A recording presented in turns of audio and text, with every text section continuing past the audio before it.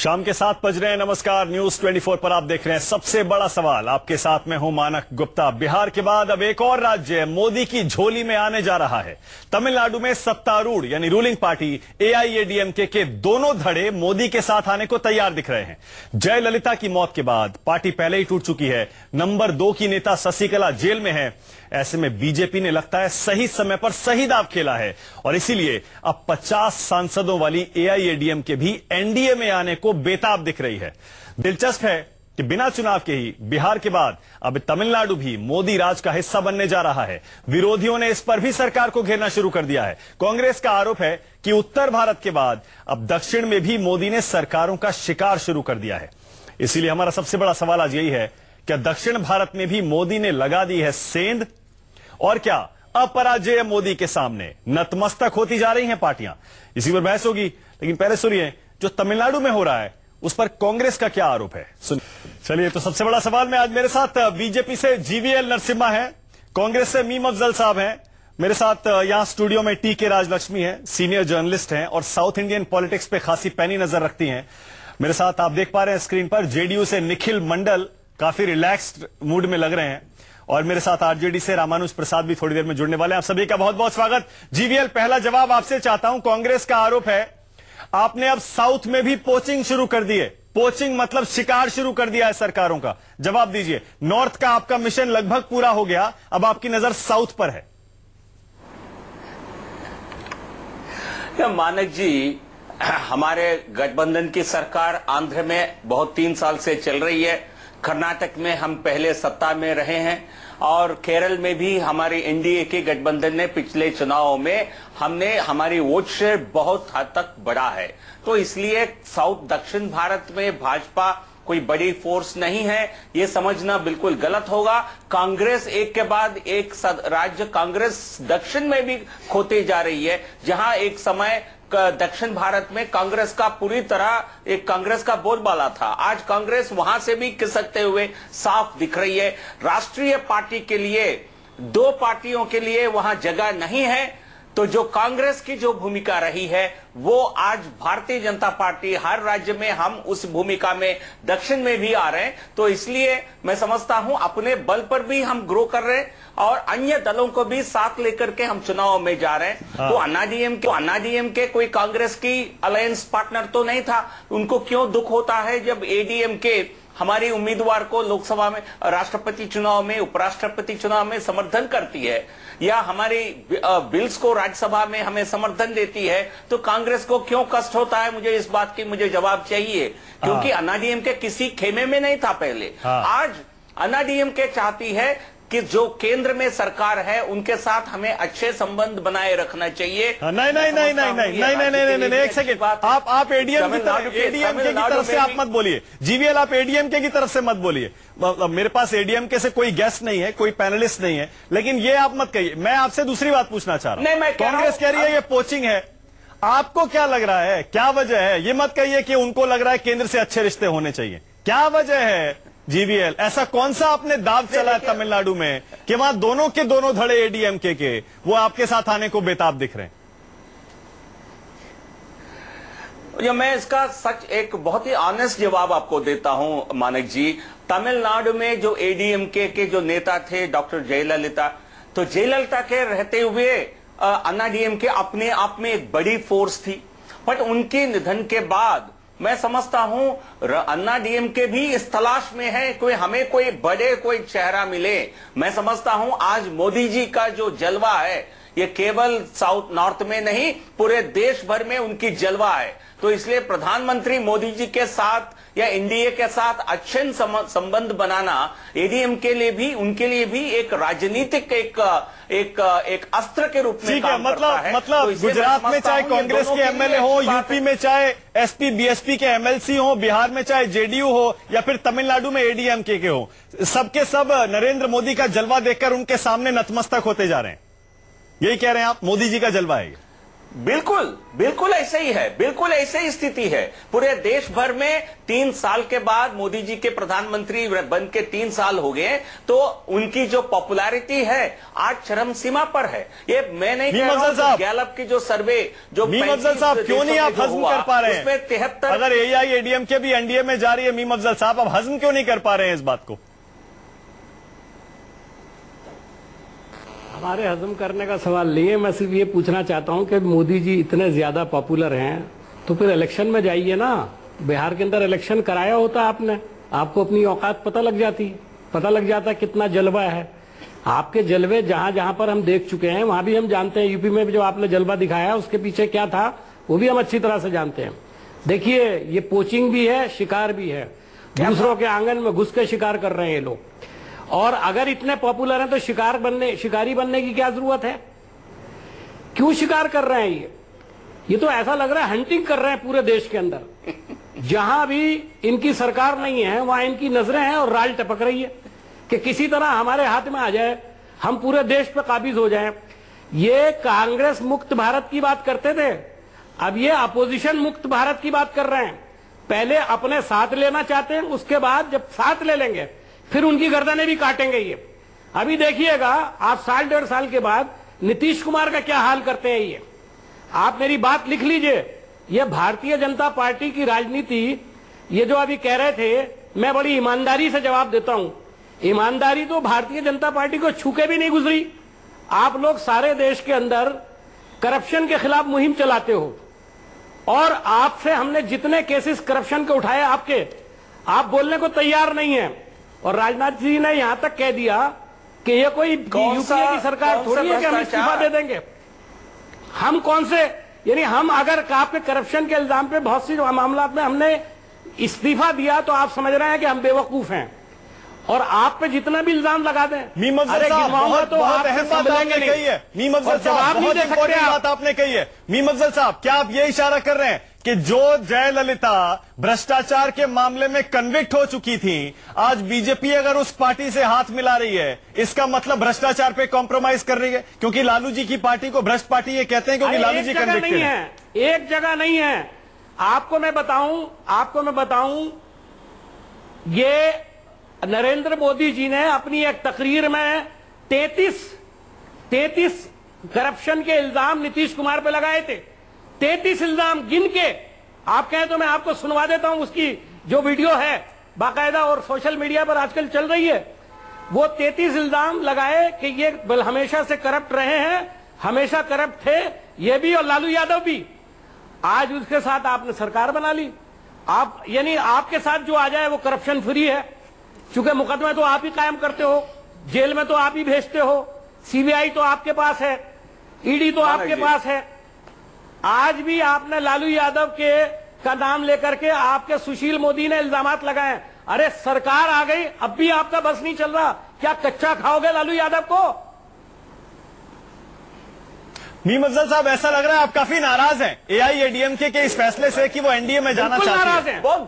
एआईएडीएमके का फैसला है, मैं बिल्कुल नाराज हूं। वो एआईएडीएमके का फैसला है। तमिलनाडु में इनके कितने एमएलए हैं? मैं पूछना चाहता हूं इनके कितने एमएलए हैं तमिलनाडु में जहां ये दांत गाड़े हुए हैं? मानक जी, और कितने जीतेंगे, किसके साथ ये समझौता करेंगे? तो जरा मीम अफजल साहब आप भी बताइए, आपको क्या समझ में आ रहा है? क्या वजह है फिर एआईएडीएमके के दोनों धड़े क्यों आना चाहते हैं बीजेपी के साथ? क्या वजह है मीम अफजल साहब? वजह है ब्लैकमेलिंग, वजह है उनकी आपस की फूट, वजह है इनका लुभाना जो ये गुजरात में कर रहे हैं। 15-15 करोड़ रुपया ऑफर कर रहे हैं बाकायदा हमारे एमएलए को। और आज इलेक्शन कमीशन ने नोटा को इशू कर दिया है। आपको पता है नोटा के बाद भी किसी भी हालत में एंटी डिफेक्शन बिल के तहत वो एमएलए जो नोटा में जाएगा उसकी सदस्यता खारिज हो जाएगी बाकायदा। और आप करवाओ नोटा, हम सबको निकालेंगे, कोर्ट में जाएंगे। जीवीएल इतनी आसानी से आपको गुंडागर्दी नहीं करने देंगे। जीवीएल गुंडागर्दी हो रही है, गुंडागर्दी है जीवीएल। आप देखिए अपने पार्टी को ने देखिए बौखलाहट कांग्रेस में साफ दिख रही है, ऊपर से नीचे तक। ये बौखलाहट नहीं है, बौखलाहट में है। आप देखिए आप अपने पार्टी को आपकी मीम अफजल जी, मैंने आपको मैं आपको आपको डेमोक्रेसी में कितना विश्वास है पूरा देश जानता है। आप अपनी नेताओं की कमी को छुपाने के लिए आप आकर के बड़े बड़े बात यहां कह रहे हैं, लेकिन आपके नेता इसलिए आपके पार्टी को छोड़ रहे हैं क्योंकि आपके पार्टी में कोई भविष्य नहीं दिखता है। आपका पार्टी के सामने पूरा अंधकार दिख रहा है। कोचिंग कर रहे हो। देश की जनता कांग्रेस पार्टी को उनको क्या है, कौन सा क्या आप इतने मासूम है? आपके नेता इतने मासूम है, साथ करना चाहते हो? आप देखिए क्या इसलिए लालू जी हमारे पास नहीं आए ना। नीतीश कुमार जी को तो हमने कोई नीतीश कुमार जी आपके कैंप में थे, आपके साथ गठबंधन में थे। हमने नीतीश कुमार जी को मजबूर नहीं किया है क्योंकि कांग्रेस पार्टी भ्रष्टाचार की, आप भ्रष्टाचार की संरक्षण करते हैं। आप नीतीश कुमार जी के साथ नहीं दिए थे। सबसे बड़ी भ्रष्टाचारी पार्टी भारतीय जनता पार्टी है। उनके भ्रष्टाचार को समर्थन किया है, आपने उनका समर्थन किया है। तो आप अपने चेहरे से, आपकी चेहरे पे जो लगा है ये काला काला धन का और कालेपन का जो थप्पा है, आप उससे बचने के लिए इस प्रकार की वार करते हैं। सच्चाई यह है कि जनता बिहार में जाओ, आप जमीन पे भ्रष्टाचार को आपको पता लगेगा, एक ही सिक्के की दो पहलू समझती है। आज भी सुशील में भी बैठे हुए कह रहे थे नहीं, हम जमीन से पूरी तरह हम जमीन से कटने वाली आपकी पार्टी है। राहुल गांधी और कांग्रेस पार्टी जमीन से कोई ताल्लुकात नहीं रखते हैं। मुखालिफिन को, इसलिए आपने मुखालिफिन को सीबीआई और ईडी से डराना चाहते हो। ये डेमोक्रेसी है, यहाँ न जाने कितने आए और कितने चले गए। देखिए आप भ्रष्टाचार करेंगे, आप काले धन को पालेंगे, आप हमें गाली देते हो यार। आप गलत काम करेंगे, आप बेनामी संपत्ति हड़प लेंगे, आप करोड़ों रुपए का जनधन लूटेंगे और आप कहते हैं आप लोग तिरंगे की ईडी और सीबीआई कोई काम ना करें। सबसे बड़े आप ठेकेदार हो गए तिरंगे के।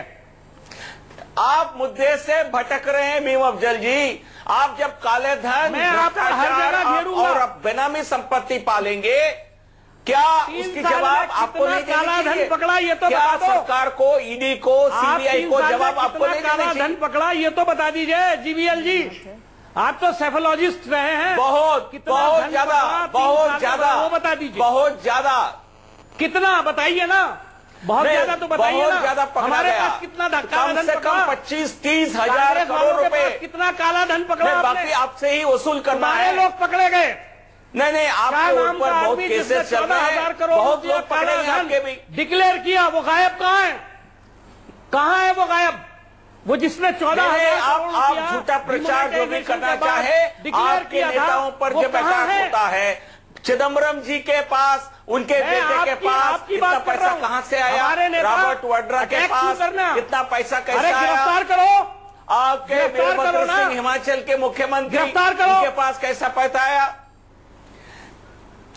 जो कानून अपना काम करेगा मीम अफजल जी, आपको कहने के लिए कोई जरूरत नहीं है। आपका मध्य प्रदेश गिरफ्तार करने की आवश्यकता होगी जो व्यापक घोटाले के अंदर गले तक डूबा हुआ है, आपने कभी उससे एक जुमला भी पूछा? कई लोगों को अरेस्ट किया गया, कैसे मरे? व्यापम घोटाले में बड़े बड़े लोगों का अरेस्ट हुआ है, आपको जानकारी नहीं है।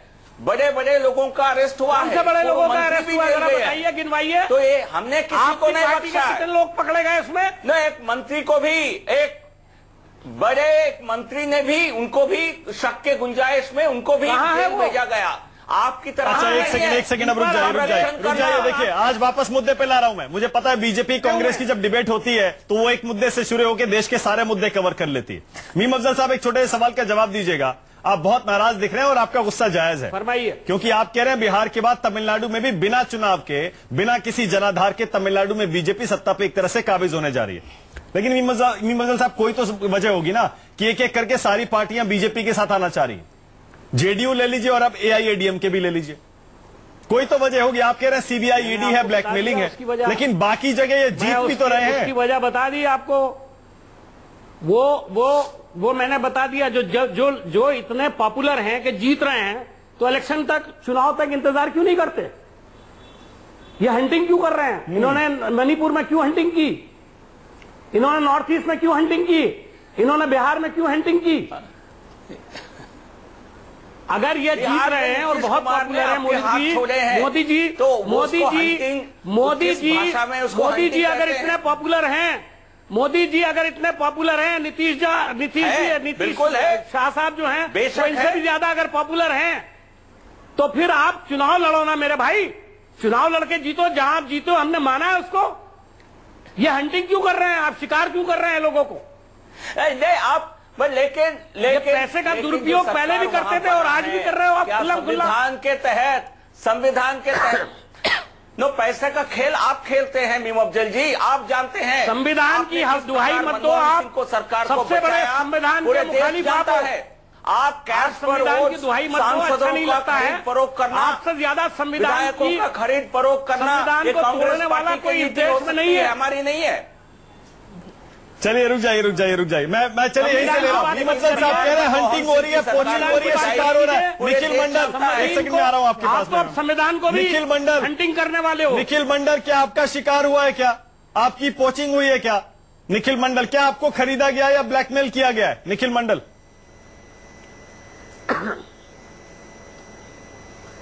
नहीं, देखिए इस बात जो लगातार कांग्रेस के प्रवक्ता जिस तरह से लगातार एक आरोप लगा रहे हैं पोचिंग और हंटिंग और खरीदारी की बात, तो मैं सिरे से खारिज करता हूं। बिहार में कुछ भी ऐसा नहीं हुआ। बिहार में एक स्थिति उत्पन्न हुई और उस स्थिति को देखते हुए मुख्यमंत्री नीतीश कुमार जी ने इस्तीफा दिया।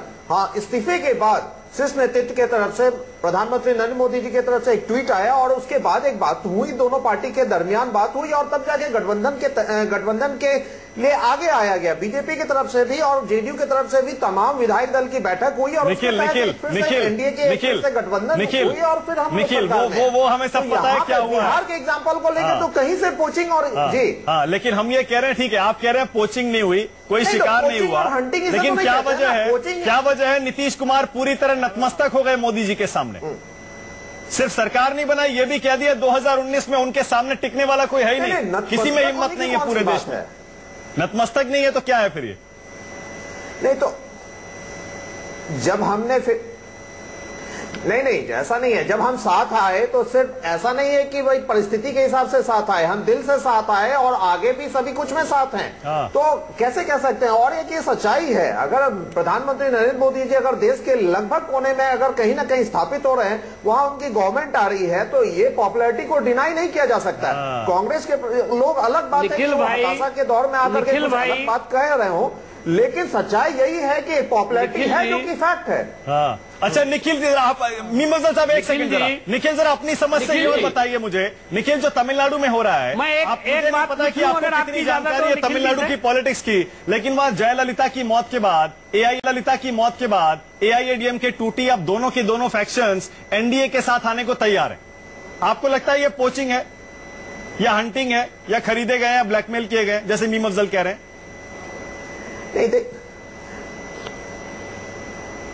नहीं देखिए, एक प्रैक्टिकल सी बात है कि अगर किसी पार्टी में अपने नेतृत्व पे अगर भरोसा नहीं होगा, अगर वो नेतृत्व संभाल के नहीं रख सकता अपने जितने भी MLAs हैं, तो कहीं ना कहीं ये गलती तो उस पार्टी की है। अगर कोई पोचिंग या कोई अगर किसी को खरीदना चाहता है, अगर आप बिकने को तैयार है तभी। ये बात मीम अफजल साहब को और निखिल मंडल को जरा स्क्रीन पर लीजिए। निखिल मंडल और मीम अफजल साहब को स्क्रीन पर लीजिए जरा। मीम अफजल साहब क्यों कह रहे हैं निखिल मंडल? फिर बताइए निखिल, मीम अफजल साहब क्यों ये आरोप लगा रहे हैं कि आपका शिकार हुआ है? निखिल जी, अगर हम खरीदारी रोकने में नाकाम हुए हैं, तो क्या अपने आप को भी बिका हुआ समझ रहे हैं आप? दूसरी बात, अभी बड़ी तारीफ आप कर रहे हैं, आज नीतीश जी ने भी बड़ी तारीफ की है प्रधानमंत्री की। हमने तो मैंने भी बताया कि एक तकरीर में उन्होंने सुन लीजिए तारीफ करना और बिकना दोनों में फर्क है। तकरीर में, अरे भैया बात सुन लीजिए, बात सुनिए जी। अभी 33 इल्जाम लगाए थे प्रधानमंत्री जी ने और डायरेक्ट नीतीश साहब को खिताब करके कहा था और गिनवाया था पब्लिकली कि इनके ऊपर 33 घपलों के आरोप हैं, 33 घपलों के।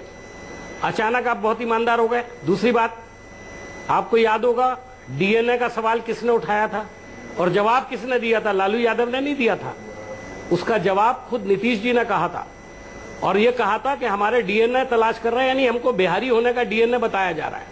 तीसरी बात, आपको याद होगा कि यह कहा गया था बीजेपी की तरफ से कि अगर नीतीश कुमार जीतते हैं तो पाकिस्तान में पटाखे छूटेंगे, लेकिन जिस दिन आपकी सरकार बनी तो पटाखे बीजेपी के दफ्तर में छूट रहे थे। क्या पाकिस्तान बीजेपी के दफ्तर में आ गया था? पॉइंट भी मफजल साहब यही है आपका ना, पॉइंट यही है ना कि इन्होंने ब्लैकमेल होकर या बिककर मोदी जी का साथ दिया है। देखिए, यही आरोप। मुझे ये बताइए, ना आपने ये कहा, आपने ये कहा, आप भी मेरा जवाब सुन ले। बिल्कुल कि बिल्कुल, हम रोक क्यों नहीं पाए। हाँ, आप ये पूछ रहे हैं कि आपने रोक क्यों नहीं पाए, और उसके लिए जिम्मेदारी कांग्रेस की। एक एजेंडा है कि अपोजिशन में कुछ भी हो, मेरी भी आप बात जिम्मेदारी जो है कांग्रेस को डालो। नहीं, आपने जो अरे भाई, नीतीश जी चले गए, उनसे सवाल पूछने की बजाय हमसे सवाल पूछ रहे हैं। बात सुन ले राहुल, सुन तो ले, धैर्य रखें। नहीं, बिल्कुल, जिस राहुल गांधी जी ने करप्शन को लेके, भ्रष्टाचार को लेके ऑर्डिनेंस पारा, आज आप उसी लालू जी के साथ खड़े हैं, तब आपको ये सब चीज याद नहीं आ रहा है। जो राहुल गांधी सरेआम ऑन रिकॉर्ड कहते हैं कि करप्शन के साथ नहीं जाएंगे, भ्रष्टाचार के साथ नहीं जाएंगे, ऑर्डिनेंस मारते हैं, और उसको लेकर देश में कहीं ना कहीं उनका, अरे भाई, मैं आपसे पूछ रहा हूँ, क्रेडिबिलिटी बनती है। और आज करप्शन को लेकर आरोप अगर आरजेडी पे लगता है, लालू जी पे लगता है, तो आप उनके साथ हैं। क्या हुआ, क्या ऑर्डिनेंस को लेके वो दिखावा था? कल तक तो आप भी साथ थे, जो जीरो टॉलरेंस, कल तो आप भी साथ थे को लेके, क्या वो कल तक तो आप भी साथ थे भाई मेरे, आप भी तो कल तक साथ थे उन्हीं लालू यादव के साथ। इनकार कर सकता है कि साथ थे? अरे निखिल, आप अरे चलो, हमको तो पूरी कांग्रेस पार्टी, निखिल तमाम लालू यादव बताइए। अच्छा मीमफजल साहब, जरा जवाब नीतीश सुनिएगा। कुमार जी ने, सुनिए, कभी नीतीश कुमार जी ने कांग्रेस पार्टी पर करप्शन का आरोप लगाया है? जरा मुझे बता दीजिए याद करके। उन्होंने आरोप लगाया था लालू यादव पे, और उसके बाद गठबंधन में वो भी शामिल हुए थे, हम भी शामिल हुए थे, और लालू जी भी शामिल हुए थे। अरे आप लोग भूल जा। अच्छा नहीं, ठीक है, एक सेकंड मीमफजल साहब, एक सेकंड रुकिएगा। लालू यादव जी को तो सजा हुई थी ना, मीमफजल साहब के अंदर वो आज भी है या नहीं है? एक सेकंड आपने 20 महीने आगे ले जा रहा हूँ। मीमफजल साहब एक सेकंड रुकिएगा, मैं डिबेट को थोड़ा आगे ले जा रहा हूँ। निखिल मंडल, निखिल सीधा जवाब दीजिए। मीमफजल साहब कह रहे हैं आपकी हंटिंग हुई है, हमने लालू जी के साथ सरकार नहीं चलाई, हमने आरजेडी के साथ सरकार चलाई, और आरजेडी में वैसे कोई भी व्यक्ति नहीं थे। निखिल मंडल, निखिल सीधा जवाब दीजिए। लालू यादव ने कहा आप पलटू राम हैं, और मीमफजल साहब कह रहे हैं आपकी हंटिंग हुई है, आपकी पोचिंग हुई है, या आप बिके हैं। जवाब दीजिए। नहीं, मैं नहीं कह रहा हूँ, ये खुद कह रहे हैं। देखिए, मैं नहीं कह रहा हूँ, मैं नहीं कह रहा हूँ, ये खुद कह रहे हैं। कोचिंग बिहार के संदर्भ में, अरे मैं कहां से कर रहा हूँ? आप बिहार में हंटिंग कोचिंग, या तो आपको आप कह रहे हैं या आपको हंटिंग और कोचिंग का मतलब नहीं समझ आ रहा है, तो लोग हंटिंग खरीदेंगे। कोचिंग किसे कहते हैं? हमने इस्तीफा दिया और वहां से हमें ऑफर मिला। अरे तो आज ही आप, अगर आपके नेतृत्व में भरोसा नहीं है, अगर आपकी कांग्रेस टूट रही है, तो इसमें आप संभाले ना अपनी पार्टी को। आप अगर अपने आप को नहीं संभाल पा रहे हैं, आपके नेतृत्व पे अगर आपने हमें ना कोई ऑफर मिला ना कुछ, हमने इस्तीफा दिया, हमें कोई ऑफर नहीं मिला। बीजेपी के लीडर हमें कोई ऑफर नहीं मिला। और एक बात और जान जाइए, आप जीतोगे तो पाकिस्तान में पटाखे चलेंगे, और आप चले गए। देखिए, बात सुन लीजिए, जब हम तब भी कई मुद्दे पे हमने साथ दिया, ऐसी कोई बात नहीं है। रुक जाइए होने के बावजूद। निखिल एक सेकंड रुक जाइए, क्योंकि आरजेडी के रामानुज प्रसाद भी आ गए, उनको ही बैठा लेते हैं। आपके पास आ रहा हूं मैं। राजलक्ष्मी जी, जरा ये बताइए, क्या वाकई तमिलनाडु में, एक सेकंड जीवीएल, एक सेकंड में आ रहा हूं जीवीएल, ये जो तमिलनाडु के एआईएडीएमके के दोनों फैक्शन एनडीए के साथ आने को तैयार दिख रहे हैं, ऑफिशियली उनके स्टेटमेंट से, उनके नेताओं के, वाकई जैसे मीमफजल साहब कह रहे हैं ये पोचिंग है? इसे आप पोचिंग कहेंगी, हंटिंग कहेंगी, या सेंटर की तरफ से ब्लैकमेलिंग हुई है? एक दबाव तो है, मतलब एक दबाव है, क्योंकि सत्ता में तो बीजेपी है, और दूसरी चीज ये है कि कोई भी जो इस वक्त मतलब इलेक्शन नहीं चाहता है, क्योंकि ये दोनों जो गुट हैं, दोनों फैक्शन है। नहीं, मतलब दबाव यही है क्योंकि मतलब सत्ता में है, सेंटर है सत्ता में, और कुछ जैसे करप्शन चार्जेस हैं, और एआईएडीएमके के टॉप लीडरशिप के खिलाफ, तो दोनों ही पक्ष चाहते हैं कि इस वक्त सरकार मतलब किसी तरह चले अगले इलेक्शन तक।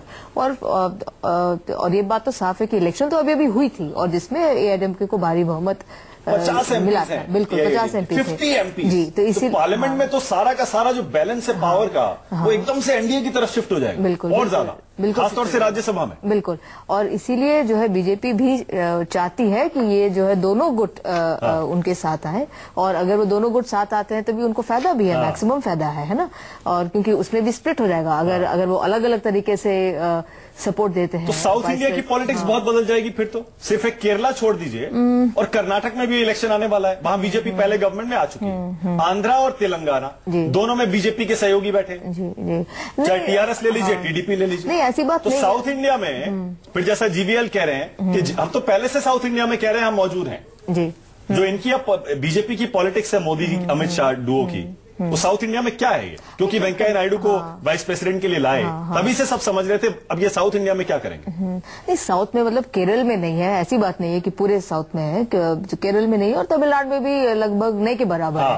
पर ऐसा है कि जो अगर इस वक्त कुछ लोगों का कहना है कि अगर अभी एक चुनाव होता है, अगर तमिलनाडु में अगर चुनाव होता है इस वक्त, तो एआईएडीएमके हारेगी लगभग, क्योंकि अभी जो पूरा जो डिविजिव पॉलिटिक्स उन्होंने किया है, लोग कहते हैं भाई हमने आपको जो मैंडेट दिया और आपने जो गवर्नेंस नहीं किया, यही चीज जो बिहार के संदर्भ में कहा जा रहा है। अच्छा, दूसरी चीज मुझे बहुत आपत्तिजनक लगी, जो हमारे नहीं कांग्रेस के वक्ता नहीं, अखिल क्या नाम है इनका,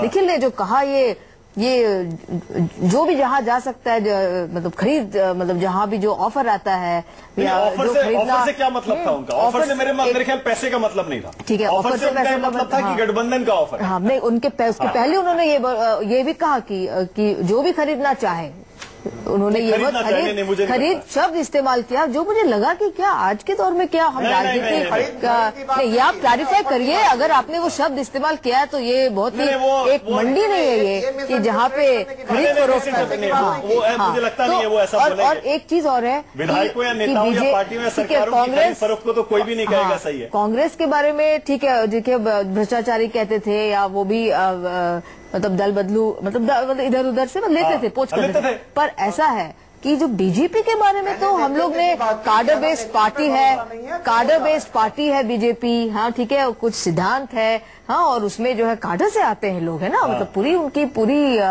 पूरी संगठन किसी एक आइडियोलॉजी, किसी एक सिद्धांत के तहत बनती है। ये तो कांग्रेसियों के बारे में हम नहीं कहते हैं, पर जहाँ बीजेपी का सवाल है तो वो क्यों ये काम कर रही है, ये मुझे समझ में नहीं आता है। ना तो मुझे बिहार के अगर कोई सरकार अपनी मर्जी से आती है सेंटर के साथ या सेंटर में रूलिंग पार्टी के साथ, तो ये आइडियोलॉजी के अगेंस्ट लगता है। बिल्कुल, मुझे बिहार के संदर्भ में मुझे समझ में नहीं आता है, गुजरात के संदर्भ में मुझे और भी समझ में नहीं आता है कि आप जो है कांग्रेस के एमएलए को भी लेने को तैयार है, ये बोले तो समझ में नहीं आ रहा है। तो ये तो उनको समझाने की बात। जीवीएल आ रहा हूं एक सेकंड जवाब देने के लिए आपके पास, लेकिन पहले रामानुज प्रसाद। रामानुज जी, क्या वजह है कि एक के बाद एक हर जगह पूरे देश में रामानुज जी, सारी पार्टियां, सारी सरकारें मोदी जी के सामने नतमस्तक होती जा रही हैं? क्या वजह है रामानुज प्रसाद? देखिए वजह मैं थोड़े धैर्य के साथ सुनिए तो मैं बताता हूँ। मोदी जी हिटलर के रास्ते चल दिए हैं। हिटलर भी चुनाव जीत के ही आया था, और इसी तरह से इजराइल हो, ये हो, सभी जगह दुनिया के जो देशों को उसने रौंदा था। तो चाहे कहीं डरा करके, कहीं धमकी से, नीतीश जी अभी डर गए, नीतीश जी के काला चिट्ठा दिखला करके उनको डराया, डरपोक निकले, कार निकले। उसी तरह से तमिलनाडु में कहीं तोड़ रहे हैं, आपने देखा गोवा में हाथ कर भी सरकार बना ली, अभी आपने देखा अरुणाचल में देख लिया, हिमाचल में देख लिया क्या किया था वहां जो है सो उत्तराखंड में। तो बीजेपी जिस रास्ते पर चल रही है, हमारी बहन जी कह रही थी कि वो नीति सिद्धांत की बात करते थे, नहीं, वो राष्ट्रवाद की चाशनी में वो जो है वो हिंदुत्ववाद और आरएसएस के एजेंडा पर काम कर रही है, जो हिटलर का एजेंडा है। और उस एजेंडा पर ये कहीं साम वेद रंग जो है वो सबको अपना करके कहीं तोड़ो, कहीं खरीदो, कहीं डरा दो, किसी को फंसा दो। ममता बनर्जी, आपके पास कोई सबूत है क्या? लालू आपके पास कोई सबूत है रामानुज प्रसाद? रामानुज जी, आपके पास कोई सबूत है तो बताइए। बिल्कुल सबूत है। क्या सबूत है बताइए? सबूत है हम लोग का, हमारी पार्टी के नेता कोई फंसाया गया? हम कह रहे हैं हमारी पार्टी के लोगों को फंसाया जा रहा है, हमारे नेता को फंसाया जा रहा है। और इसी तरह से मैं बताऊंगा आपको सबूत। जी, सबूत कह रहे हैं, सबूत है कि सीबीआई का तोता प्रयोग हो रहा है। मैं दूंगा आपको सबूत। मैं कह रहा हूँ, रामानुज प्रसाद, आप जो कह रहे हैं जगह जगह बीजेपी की सरकारें ब्लैकमेल से और एजेंसियों का इस्तेमाल करके बन रही हैं, या कोई डराया जा रहा है, धमकाया जा रहा है, खरीदा जा रहा है, कोई सबूत है आपके पास? बिल्कुल कोई एक सबूत या सिर्फ राजनीतिक आरोप है। और बीजेपी के लोगों ने कहा अन्यथा जो व्यक्ति संघ मुक्त बनाने चला था भारत, जो संघ मुक्त बनाने चला था वो संघ हो गया। जो शराब मुक्त बनाने चला था, झारखंड की सरकार आज ही है, भाजपा की सरकार है, उसने कहा हम शराब की दुकान खोलेंगे।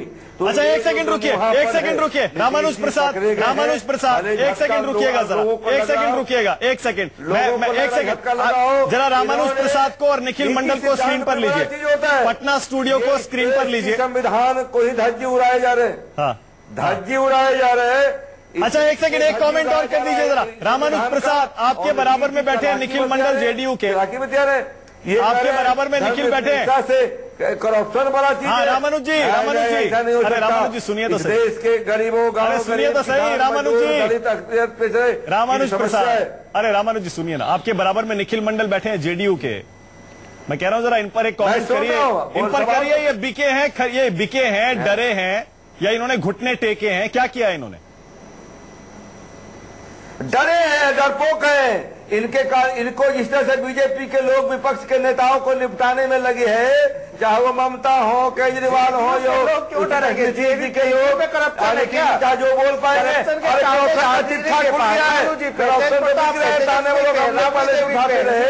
और अन्य लोग भाग गए, संघ मुक्त भारत बनाने चला था। जो आप लड़ते, हम पर बताइए, आपको चाहिए था, आपको आना चाहिए था गठबंधन। रामानुज जी रुकिएगा, रामानुज जी रुकिए। आप कह रहे हैं डर गए, लेकिन देखिए अभी 4-5 दिन हो चुके हैं बीजेपी और जेडीयू की सरकार बने, जेडीयू आरजेडी का रिश्ता टूटे, लेकिन अभी भी ये तस्वीरें और ये तस्वीरें और इस तरह के आरोप एक दूसरे पर हजम नहीं होते। ऐसा लगता है कि पता नहीं अभी की बात है। खैर जीवीएल जवाब दीजिए, आरजेडी कांग्रेस दोनों का आरोप है। जीवीएल, कहीं धमकाया जा रहा है, कहीं डराया जा रहा है, कभी कहीं लुभाया जा रहा है, कहीं खरीदा जा रहा है। मानक जी, सत्ता के साथ साथ मुझे लगता है संतुलन भी खो दिए हैं हमारे विरोधी दल। उनको कहीं ना कहीं इसी अपने ही आपके ही घटक दल थे जेडीयू, एक सप्ताह तक आप समझकर, आप एक साथ बैठकर आपको समस्या को नहीं सुलझा पाए और आपकी कमी और खामियां के लिए आप हमें गाली देकर के आप अपने आप को संतोष करने की काम कर रहे हैं। सच्चाई ये है, सारे जो कमी है आप में है, सारी खामियां आप में है, नेतृत्व का अभाव आप में है। मैं जवाब दे रहा हूं, नहीं क्यों नहीं लेंगे, क्यों नहीं लेंगे, क्यों नहीं लेंगे? आप मजे ले रहे हैं ना, नेतृत्व का अभाव यही चाहता था कि आपने कहा मजे ले रहे हो। नहीं सुनो, मानक जी, मैंने उनके बीच में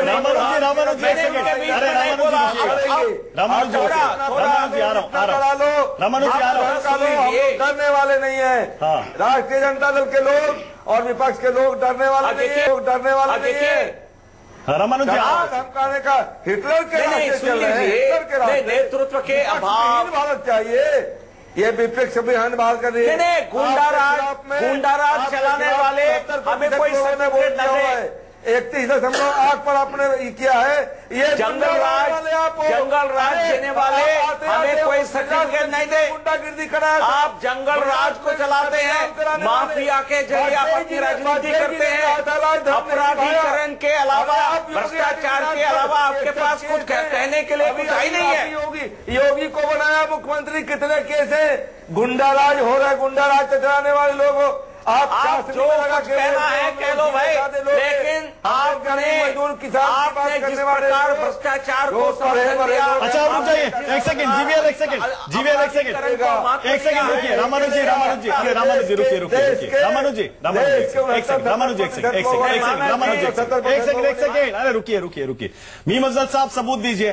देश भर में बीजेपी सरकारें खरीद रही है, नेताओं को लुभा रही है, डरा रही है, पार्टियों को धमका रही है, ब्लैकमेल कर रही है। मीम अफजल साहब सबूत दीजिए। सूची देख रहा था, मैं जरा हैरान हो गया। देखिए जरा सुन लीजिए। आपको ईमानदारी की बातें करने वाले महाशय, आपने और लालू जी ने क्या खेल किया है बिहार की जनता जानती है। नई पीढ़ी के लोगों को मैं याद कराना चाहता हूं, जरा याद कीजिए, अलकतरा घोटाला, दवाई खरीद घोटाला, ट्रांसफार्मर खरीद घोटाला, एस्टीमेट घोटाला, इंजीनियरिंग कॉलेज नॉमिनेशन घोटाला, फर्टिलाइजर सब्सिडी घोटाला, मस्टर रोल घोटाला, राशन किरासन घोटाला, व्याख्याता नियुक्त घोटाला, शराब घोटाला, सिपाही नियुक्ति घोटाला। ये तो कांग्रेस से जीवीएल मीम अफजल साहब हैं, मोदी जी के आरोप सुनवा रहे हैं आपको। मोदी जी के आरोप सुनवा रहे हैं नीतीश कुमार पे पुराने। कोसी चैनल निर्माण घोटाला, मोदी जी ने राहुल गांधी और कांग्रेस के बारे में क्या बोले, ये भी थोड़ा सुनवा दीजिए। घोटाला, 2G घोटाला, कोलगेट घोटाला, हम तो कॉमनवेल्थ गेम्स घोटाला, रॉबर्ट वाड्रा घोटाला, नेशनल हेराल्ड घोटाला, अंतरिक्ष में घोटाला, पाताल में घोटाला, पानी में घोटाला, कितना बड़ा बिजली में घोटाला, कोयले में घोटाला। आपने कहा, आपने क्या छोड़ा है देश को? भाई प्रधानमंत्री बोल रहे हैं, हमको डिस्टर्ब मत करिए। अंतरिक्ष में भूमंडल में प्रधानमंत्री को डिस्टर्ब मत करिए। नहीं, मीम अफजल साहब ये सबूत कैसे हुआ कि मोदी जी या बीजेपी ब्लैकमेल कर रही है, खरीद रही है, डरा रही है, धमका रही है? ये सबूत कैसे हुआ? देखिए, वो तो हमने आपको बाकायदा प्रेस कॉन्फ्रेंस करके बेंगलोर में बता दिया कि कैसे डराया धमकाया जा रहा है, कैसे पैसों का इस्तेमाल किया जा रहा है। ये तो हम बता चुके हैं, और इससे ज्यादा सबूत क्या चाहिए? और जो हमारी बहन जर्नलिस्ट बैठी हुई हैं, मैं मानता हूं कि जर्नलिस्टों की राय ऑब्जेक्टिविटी के साथ होती है। हाँ। अगर कोई गलती हमारी है तो उन्होंने हमें भी कहा है। अच्छा, उनकी राय तो अपनी अहमियत रखती है ना, कि बंगाल में आप क्या कर रहे हो, आपने गुजरात में क्या किया है, आपने नॉर्थ ईस्ट के अंदर क्या किया, आपने गोवा के अंदर क्या किया, गुजरात में लोग आपको छोड़ रहे हैं, तमिलनाडु में क्या कर वघेला रहे हैं? जी आपको क्यों छोड़े हैं बताइए। लोग क्या वघेला बिक गए हैं क्या? आप पे मैं बताता हूं, कांग्रेस में कोई ऐसा नेता नहीं है आज। आपके इशारे पर कह रहा हूं, हर कोई कांग्रेस से भागना चाहता है। साथ थे वो, हर कोई कांग्रेस से भागना चाहता है।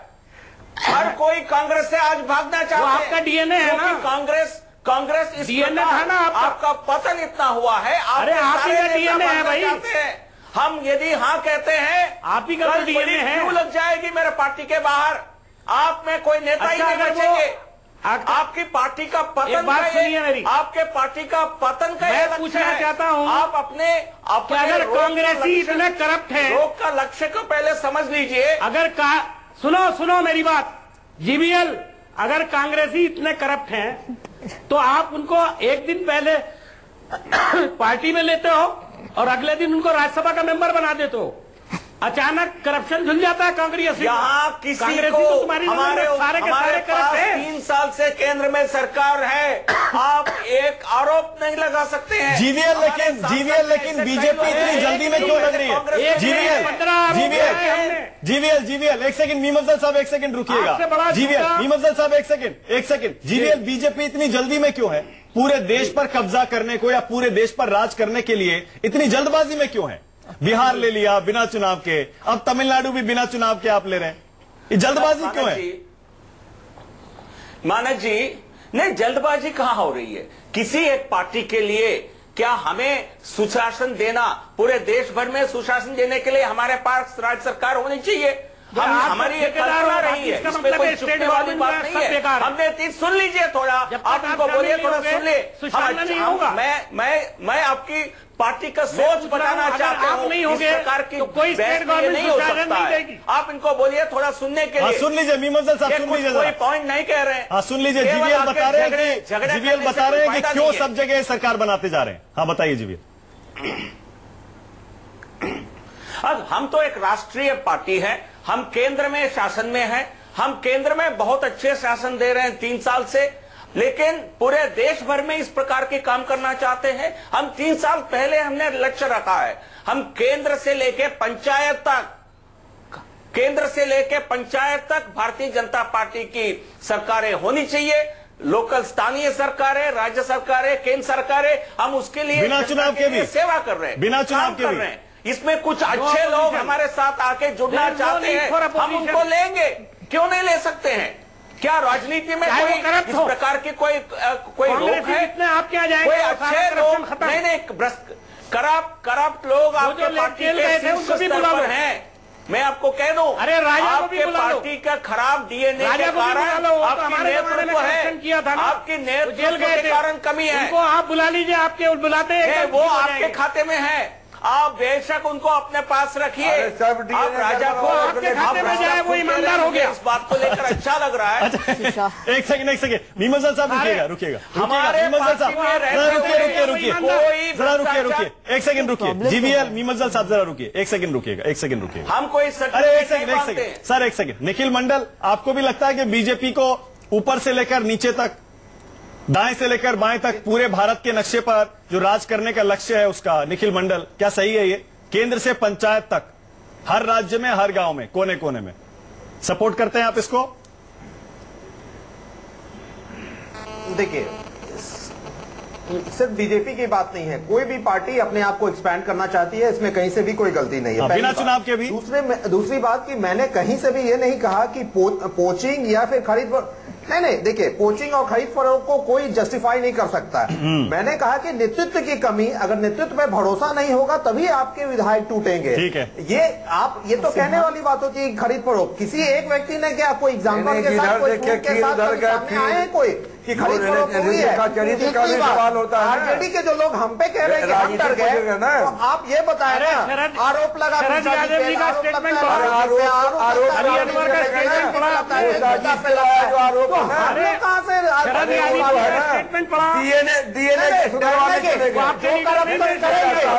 डरेंगे जो